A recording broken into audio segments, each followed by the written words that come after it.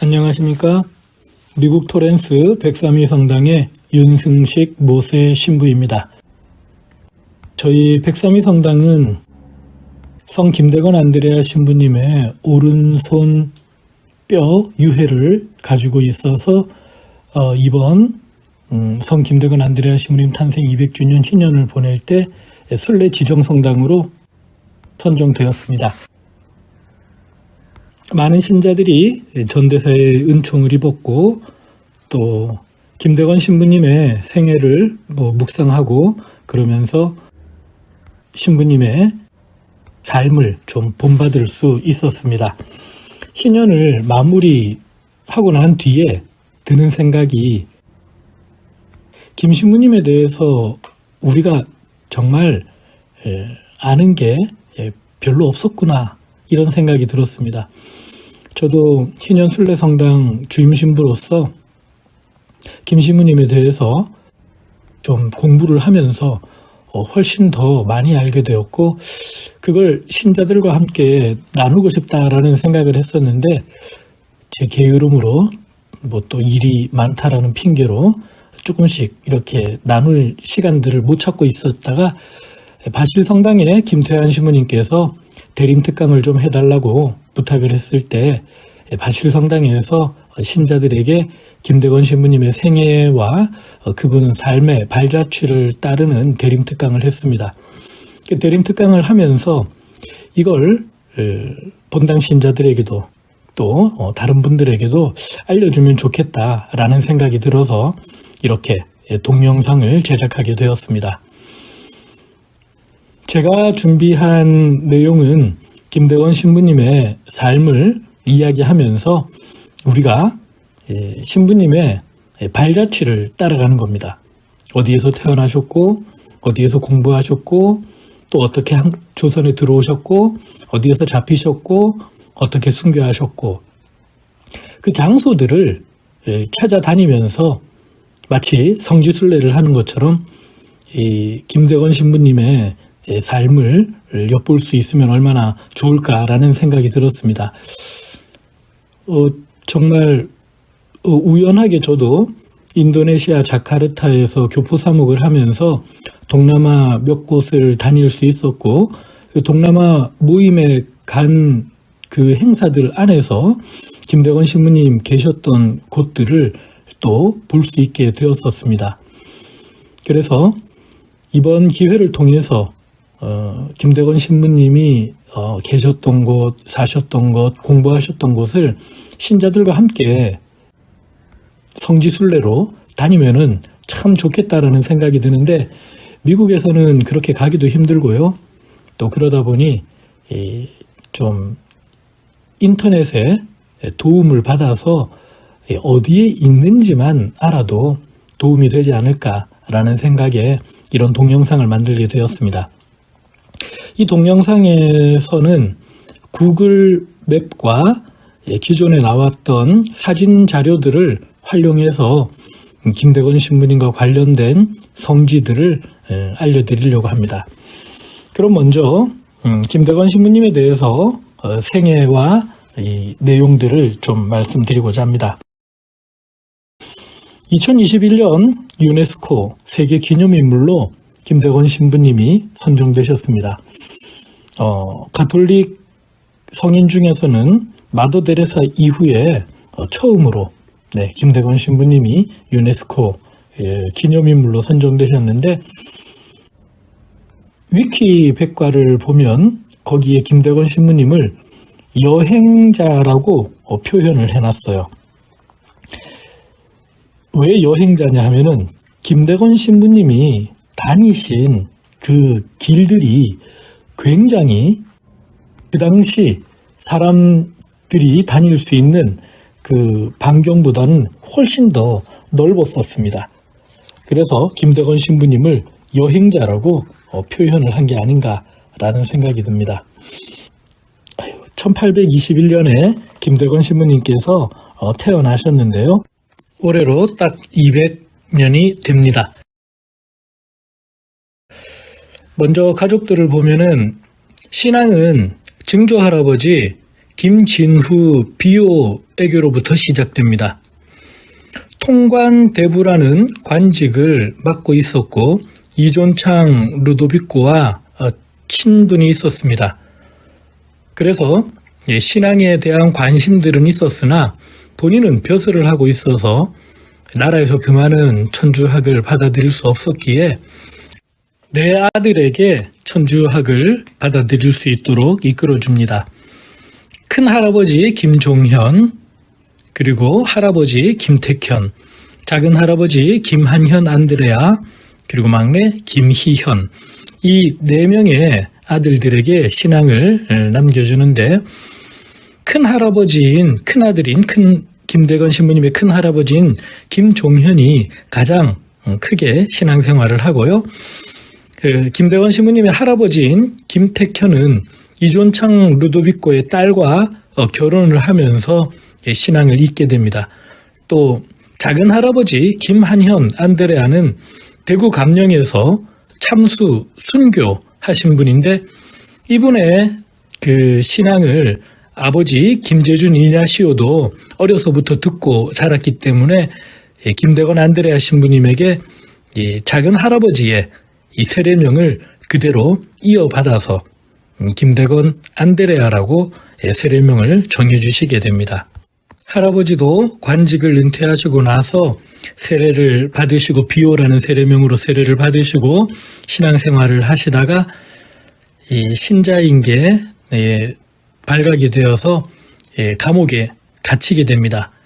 근데 이전에 벼슬을 하셨던 분이라서 감옥에서도 또 연세도 많으시고 이래서 감옥에서도 모질게 대하지는 못하고 자주 석방을 해드렸는데 이후 박해 때 한 10년간 옥살이를 하시다가 옥에서 선종하시게 되고요. 아버지 김재준 이냐시오가 순교하고 성 김대레사의 아버지신 김한현 안드레아가 순교하시게 됩니다. 김대건 신부님은 김택현의 아들 김재준 이냐시오와 어머니 고우르실라, 장흥고씨 고우르실라 사이의 아들로 태어납니다. 어려서 이름이 또복인 거를 보면, 그래서 제복이라고 불렸던 걸 보면 위에 일찍 죽은 형이 있는 듯 하고요. 남동생인 난식과 누이 한 명이 있습니다. 먼저 태어나신 곳입니다.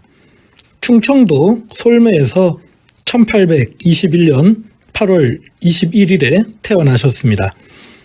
충남 당진군 우강면 송상리, 지금은 당진시 우강면 솔매로 132입니다. 프란치스코 교황님께서 방문하셨을 때 대전교구에서 솔매 성지를 많이 수리를 하고 새 모습으로 단장하였습니다. 박해로 제대로 된 신앙생활을 할 수 없게 되자 할아버지인 김택현은 가족들을 데리고 용인 한덕동을 거쳐서 그 산 너머에 있는 골배마실로 1827년쯤 옮겨 살게 됩니다. 지금의 용인시 처인구 이동면 묵리 골배마실 성지입니다. 골배마실에서 어린 시절을 보내시고 난 김신부님께서 1836년 7월 프랑스 파리 외방 정교에서 온 선교사인 피에르 모방 신부에 의해서 은희공소에서, 지금 경기 용인시 처인구 양지면 은희로 182가에 있는 은희공소에서 작은 할아버지의 세례명을 따서 안드레아라는 세례명으로 세례성사를 받습니다. 모방 신부는 세속화되지 않은 16살 미만의, 또 부모가 모두 가톨릭 신자인 사람으로 본인이 성직자가 되려는 뜻을 가지고 있는 이 젊은이들을 찾고 있었고, 김대건 신부님과 최방제 프란치스코, 또 최양업 토마스, 이 세 사람이 선발되어서 은희공소에서 이 공부를 하고 있었습니다. 김대건은 최방제 프란치스코와 최양업 토마스보다 6개월 늦게 합류하게 되어서 한문과 라틴어 다른 공부들을 하게 되었습니다. 어느 정도 공부가 끝나고 난 뒤에 이 3명의 학생들을 선발하여서 유학을 보내게 되었고, 중국인으로서 조선교구에 와서 활발한 선교 활동을 했던 유방제 신부와 함께 중국과 조선의 국경을 향해서 1836년 12월 3일에 정화상 바오로와 조신철 가를로, 이광열, 유한 등의 교우 안내원들을 따라서 의주 변문을 향해 가게 됩니다. 12월 28일 중국 쪽 국경인 봉황성 변문에 도착한 세 학생은 조선 안내원들과 작별하고 중국 안내원들을 따라서 중국 대륙을 남하하기 시작해서 6개월이 넘는 대장정을 거쳐서 1837년 6월 7일 목적지인 마카오에 도착하게 됩니다. 5,000km 정도가 넘는 거리를 걸어서 갔습니다. 당시 포르투갈령이었던 마카오는 극동무역의 전초기지일 뿐 아니라 유럽 선교사들의 극동선교 거점 도시이기도 했습니다. 모방 신부가 이 세 신학생을 마카오로 보낸 것은 파리 외방정교회 극동 대표부가 거기 있었기 때문입니다.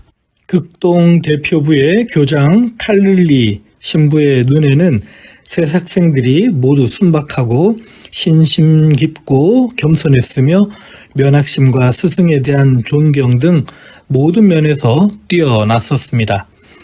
김대건 신부님이 공부를 하셨던 파리 외방정교회 극동 대표부 건물은 지금 흔적도 없이 사라지고요. 5층 높이의 주상 복합 건물이 서 있으며 성 안토니오 성당이 그 근처에서 재건된 모습으로 있습니다. 그 근처에 까모에스 공원이 있는데 포르투갈 시인 까모에스의 이름을 딴 이 공원은 김 신부님 계실 때에도 만들어져 있었기 때문에 김 신부님께서 이 공원에서 산책을 하셨을 걸로 여겨지고, 그래서 한국 천주교에서 그곳에 김대건 신부님의 동상을 세워두었습니다. 마카오 유학 6개월도 안 돼서 1837년 11월 27일에 최방제 프란치스코가 위열병으로 사망하게 됩니다. 또한 이 마카오의 아편 거래 문제로 광동과 마카오 지역에서 소요가 일어나고 밀란이 발생해서 이 최양업 토마스 신학생과 김대건 안드레아 신학생은 몸을 좀 피해야 했습니다. 1839년 4월 6일에 두 신학생은 신부님들을 따라서 마카오를 떠났고 10여일간의 항해 끝에 마닐라에 도착하게 됩니다. 마닐라 도미니코 수도원에서 보름 정도 지낸 후, 사실 마닐라는 여러 사람들이 오가고 신학생들이 신심 지키며 살기에는 너무 세속적인 도시였습니다. 그래서 신학생들을 마닐라 인근 도미니코 수도회가 운영하는 농장이 있는 롤론보이라는 곳으로 옮기게 됩니다.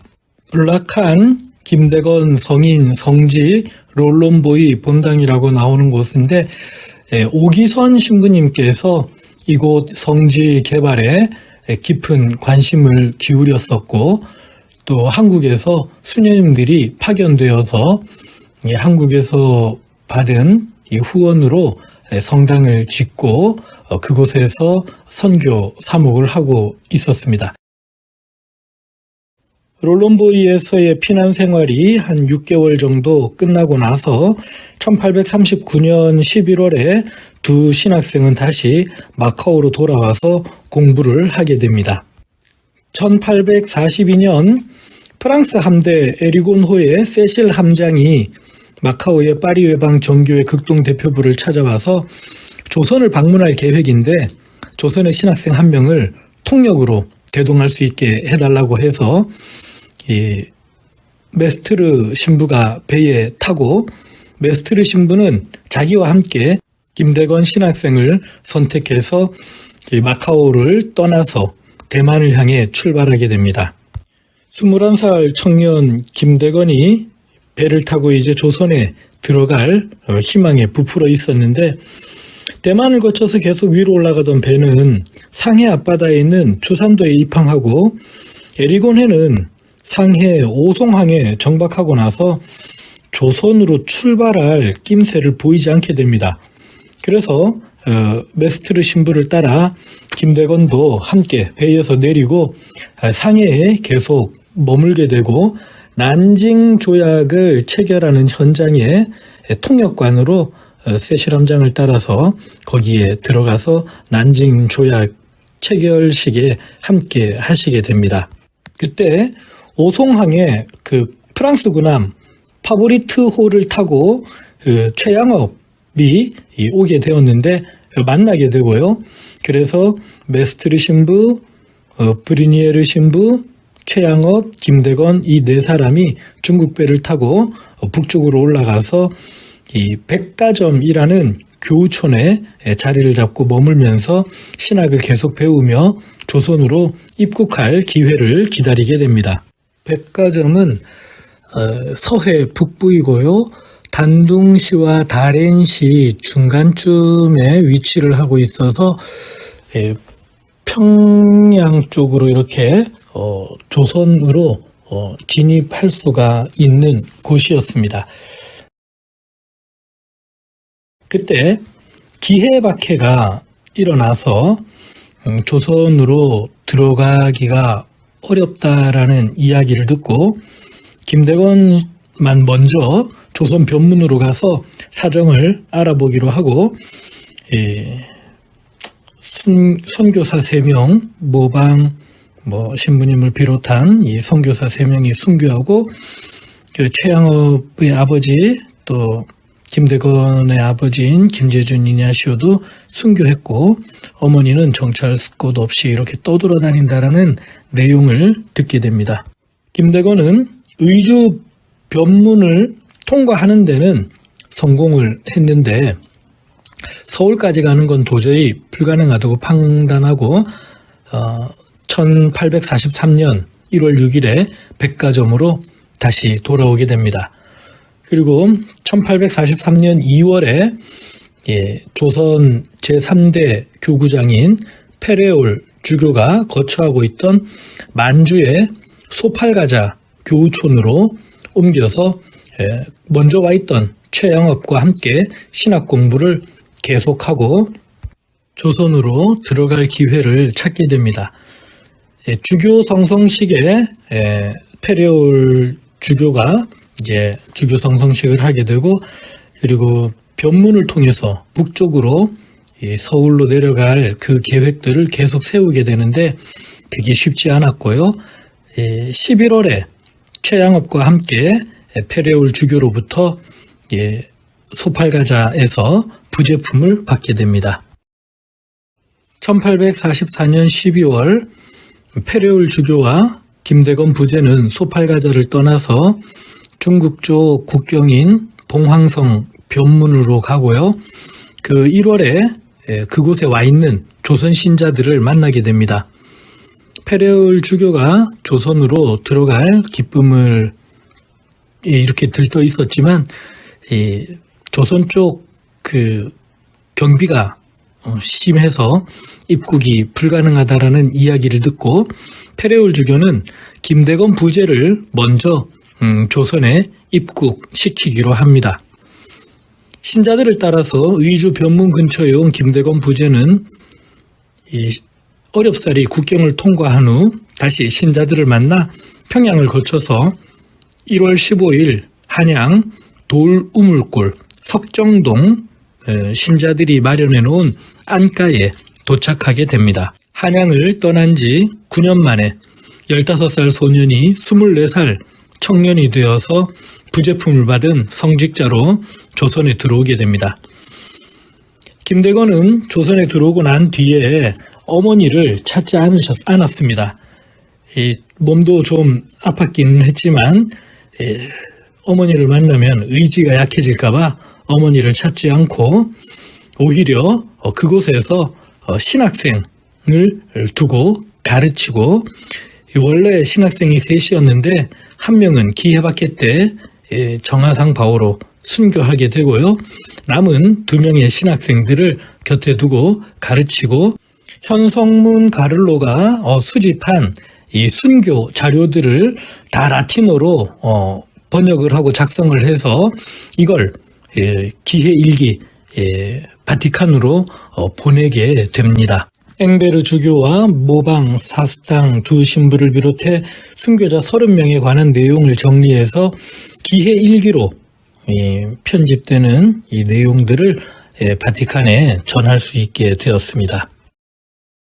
1845년 4월 30일 김대건은 사둔 배를 바다에 띄우고 남경으로 건너가서 페레올 주교를 모시고 돌아올 계획을 세웠습니다. 페레올 주교님과는 먼저 변문에서 헤어질 때 그렇게 약속을 해두었었고, 사공 4명을 포함해서 11명의 신자를 데리고 상해를 향해서 떠나게 됩니다. 첫 항해는 괜찮았는데 이틀날부터 사흘 계속해서 폭풍과 몰아치고 결국 배에 돛대를 베어버리고 식량까지 다 내던지면서 폭풍우에 시달리다가 비가 그치고 난 뒤 배에 남아있는 나무들을 다 모아서 돛대와 키를 다시 만들고 항해를 계속했는데, 겨우겨우 어렵게 5일 동안 항해하다가 산동에서 나온 배를 만나게 됩니다. 돈을 주겠다고 약속을 하고 허락되어서 그 배에 예인되어서 18일 동안 항해한 끝에 상해 앞바다에 있는 오송항에 1845년 5월 28일에 도착하게 되고요. 6월 4일에 조선에서 온 신자들과 함께 상해에 도착을 하고 그곳에서 페레올 주교님을 만나고 그해 여름 8월 17일 주일 상해 연안 교촌 금가항 성당에서 페레올 주교님에게 사제 서품을 받습니다. 금가항 성당과 또 이 중국에 있는 백가점이나 소팔가자 이런 지역들은 구글 지도에서 찾아보기가 굉장히 어려웠었습니다. 중국 쪽은 길과 또 이 위치가 정확하게 일치하지도 않았었고, 더군다나 이 금가항 성당은 2001년에 이 상해를 재개발하는 과정에서 택지 개발 지역으로 정해져서 성당이 철거가 되었습니다. 다행히 은희 성지의 이 금가항 성당의 이 모습을 또 그 성당 일부를 가지고 와서 이 은희 성지의 이 금가항 성당을 다시 복원을 해서 만들어 두었습니다.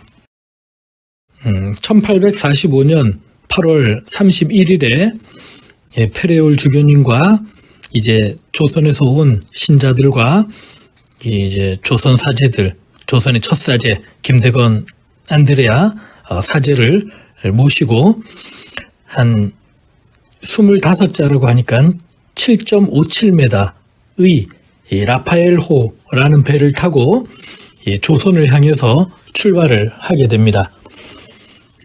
라파엘호는 숙명도를 거쳐서 중국 배를 모선 삼아 산둥반도 쪽으로 항해를 했는데 다시 파도가 거세지면서 조선에서 상해로 건너올 때 못지않은 풍파를 겪게 되었고, 난파된 배가 조류에 떠밀려서 표류하다가 마침내 한 섬의 해변에 도착했는데 그곳이 제주도 용수리 포구였습니다.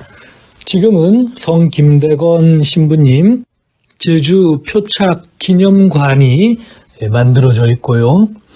배는 1845년 10월 12일 수리를 마치고 15일 동안 항해를 해서 강경 포구에서 약간 떨어진 나바위라는 곳에 도착하게 됩니다. 금강 하구에 충청남도와 전라북도의 경계가 되는 이 화산리, 대한민국 전라북도 익산시 망성면 나바위 1길 146 여기 나바위 성당이 있고요. 오랫동안 이 나바위, 너럭바위라고 얘기하는 이 나바위에서는 피정도 할 수 있고 신자들이 교리 교육도 할 수 있는 화산천주교회가 있었던 그런 자리였습니다. 그래서 보통 우리가 정말 나바위에 김대건 신부님께서 처음 도착하셨을 것으로 생각하고 전주교구에서 이곳을 성지로 오래전부터 이렇게 개발해서 신앙교육도 하고 이렇게 해왔었는데 조금 위쪽에 올라가면 여기가 또 강경인데요. 여기는 대전교구입니다. 이 황상대교 위쪽으로는 이 대전교구 충청남도라서 대전교구인데 강경읍 이 홍교리 이 근처에 있는 천주교 강경 성지 성당에서 페레올 주교님과 김대건 신부님이 이 강경에서 묵으셨고 거기에서 선교 활동을 하셨고 표착지도 강경 쪽으로 이렇게 전해지는 내용들이 있었습니다. 그래서 표착이야 나바위에서 했겠지만 첫 사목은 강경에서 하셨었기 때문에 지금 또 대전교구에서는 강경 성지 성당, 강경에 있는 성당을 또 김대건 신부님이 상륙하고 미사를 봉헌하고 또 그곳에서 이렇게 활동을 하신 주교 착자식도 하시고 그런 곳으로 또 지금 성지 개발을 하고 있습니다.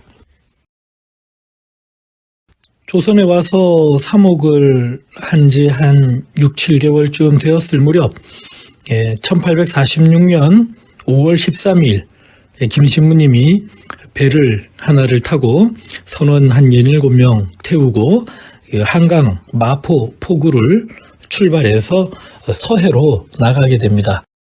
백령도 앞바다쯤에서 중국 어선들을 만나게 되고 돌아오는 길에 순이도 근처에 있는 등산진이라는 곳에 닻을 내렸는데 낯선 배가 정박해 있는 것을 본 등산진 관장이 이 김신부를 찾아와 중국 어선들 쫓아내는데 배를 사용할 수 있도록 하게 해달라고 요청을 했는데 김대건 신부님은 양반배를 부역에 사용하는 것이 이치에 맞지 않는다 이러면서 거절을 하게 됩니다.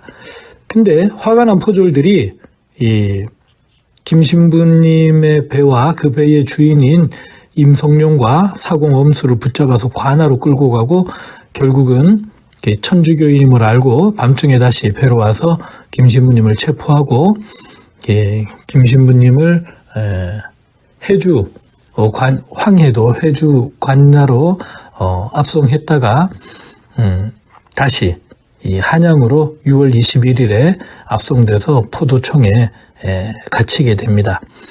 김 신부님은 문초를 받게 되었고 자신을 광동 출신의 우대건이라고 했는데 본인이 6번째 문초에서 용인 출신 김대건으로 마카오로 유학 갔던 세소년 가운데 한 사람이라고 털어놓게 됩니다. 김대건 신부님은 7월 19일까지 6차례에 걸쳐서 40번 문초를 받았는데 온갖 회유와 유협도 받았지만 조금도 굴하지 않고 당당하게 신앙을 고백하며 천주교 교리를 설파했었고 문초를 가하던 관리들과 조정 대신들도 탐복할 정도였고 대신들이 김대건 신부님에게 영국의 세계 지도를 주면서 번역도 부탁하고 작은 지리 개설서도 편찬토록 합니다. 그들에게는 김대건 신부님이 천주학을 믿는 조정의 역적이었지만 또한 그 큰 학자이기도 했었습니다.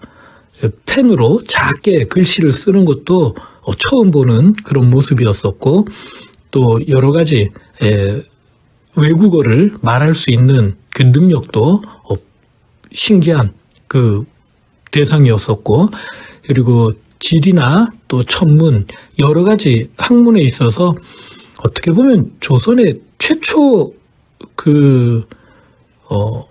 유학생, 외국의 학문을 배워온 그런 그 근대적인 의미에서의 첫 유학생으로 이렇게 여겨지니까 김신부님이 대단히 그들에게는 필요한 존재이기도 했었습니다. 김대건 신부님은 옥중에서도 임성룡의 아버지 임치백 요셉과 김어비 막달레나에게 교리를 가르치고 세례를 주는 일을 했었습니다. 그리고 감옥 속에서도 메스트르 신부와 리브아 신부 등 스승 신부들에게 편지를 써서 자신이 붙잡히게 된 경위나 또 조선 교회를 구해낼 그런 방도에 대해서도 이렇게 편지를 썼습니다. 조정은 서양에 대해서 안 좋은 감정을 가지게 되었고, 결국은 권돈인 같은 조정 대신들이 김대건은 사학의 괴수로 반드시 처형을 해야 된다라고 이야기를 하면서 김대건 신부님에 대한 참수형이 선포되고, 1846년 8월 말이나 9월 초에 김 신부님께서는 조선 교우들에게 한글로 마지막 유언처럼 편지를 보냅니다. 우리 교우들아 보아라, 우리 버사 생각하고 생각할지어다, 이러는 그 편지를 쓰시고, 1846년 9월 15일 조정이 천주교제인 김대건을 효수경중하라라고 이렇게 얘기를 하자, 그 다음 날 16일 포도청에서 어영청으로 이송되고 그 군문효수형을 집행하기 위해서 형장인 세남터로 이송하게 됩니다. 세남터가 지금 이제 성지로 이렇게 해서 김 신부님 묻히신 그 자리는 아니지만 근처에 세남터 성당과 성지가 이렇게 세워지게 되고요. 많은 군중들이 몰려들었고 선고문이 읽혀지자 김 신부님께서는 당신이 죽는 이유는 종교를 위해서였다라고 분명하게 이야기를 합니다. 외국인들과 결탁한 게 그게 잘못이 아니고, 또 서양의 학문을 받아들인 그것이 아니고, 하느님, 오로지 종교적인 그 이유로 내가 죽게 된다. 결국 이건 김대건 신부님께서 하느님 나라를 위한 일을 했고, 순교로 당신을 봉헌한다라는 이 선포였었습니다. 시간이 한참 지나고 나서 이렇게 좀 감시가 소홀해졌을 때 서야고보와 또 이민식 빈첸시오 등 몇몇 교우들이 김 신부님 시신을 찾아서 안성 미리네로 이렇게 옮기게 됩니다. 김대건 신부님의 시신을 미리네로 옮겨온 이유는 이민식 빈첸시오가 그 용인 미리네 근처에 있는 교우촌을 알고 그곳에 있었습니다. 결국 이민식 빈첸시오의 선산도 거기고요. 그 박해를 피해온 교우들이 그 근처에 많이 살았었습니다. 그 페레올 주교님도 그 김대건 신부님과 함께 미리네에 이렇게 묻히게 되었고, 그 이후에 박해가 끝난 1901년에 시복재판관 포나웰 신부와 드망즈 신부, 또 미린의 주임인 강도영 신부와 30명의 신자들이 김대건 신부님의 묘지를 발굴했었습니다. 김 신부님의 유해를 여러 묶음으로 조심스럽게 싸서 좀 작은 관으로 이렇게 넣어서 용산에 있는 예수성심 신학교 성당에 이렇게 모시고, 그리고 나서 1950년 6.25 전쟁이 나면서 유해가 훼손될 것을 걱정해서 김대건 신부님 유해를 성모상이 있는 미사비엘 화단 아래 묻고, 그리고 다시 유해를 발굴했다가 145 때쯤에는 밀양성당으로 옮겼다가 다시 서울에 있는 해화동 소신학교 또 대신학교 그 자리로 김 신부님의 유해를 모시게 됩니다.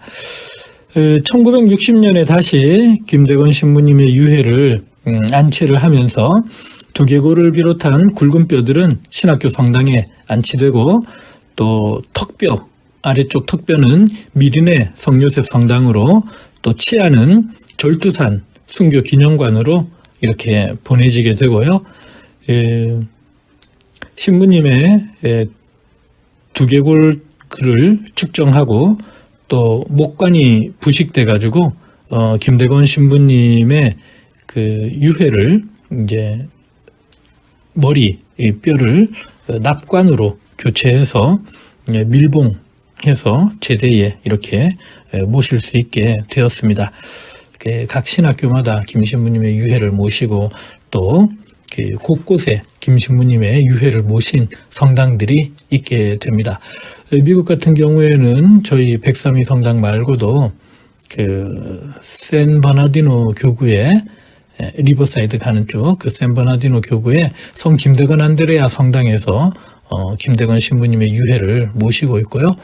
인도네시아 자카르타에도 한인 본당이 아닌데 인도네시아 사람들이 성 김대건 안드레아 신부님의 유해를 모셔와서 김대건 신부님을 기리는 성당을 지었습니다.